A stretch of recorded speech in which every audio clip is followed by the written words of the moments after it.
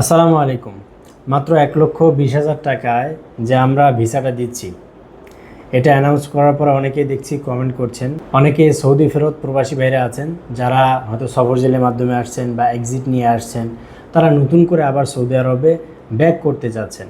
তো যারা সৌদি ফেরত প্রবাসী ভাইরা আছেন তারা সৌদিতে আবার ব্যাক করার যদি ইচ্ছা থাকে তাহলে অবশ্যই আপনারা আপনাদের যে ভিসার কার্যক্রম, ভিসা ক্রয় করা, ওকালা করা, প্রসেসিং, টিকিট এগুলো করার পূর্বেই আপনারা আপনাদের ইকামা নাম্বার বা পাসপোর্ট বর্ডার নাম্বার দিয়ে একটা এয়ারপোর্ট প্রিন্ট তুলে আপনারা চেক করবেন। তার কারণ আপনারা যদি এয়ারপোর্ট প্রিন্ট তুলে চেক দেন তাহলে সেক্ষেত্রে আর এয়ারপোর্ট প্রিন্টে চলে আসবে যে আপনি আবার পুনরায় সৌদি আরবে ঢুকতে পারবেন কি না।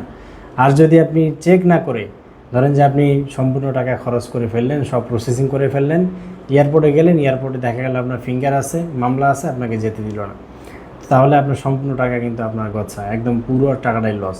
তো এই জন্য যারা সৌদি ফেরত প্রবাসীরা আছেন তারা অবশ্যই আপনারা ভিসার কার্যক্রম করার পূর্বে আপনার এয়ারপোর্ট প্রিন্ট তুলে নেবেন। এয়ারপোর্ট প্রিন্ট তোলার জন্য আমাদের নাম্বারে যোগাযোগ করেন। আসসালামু আলাইকুম।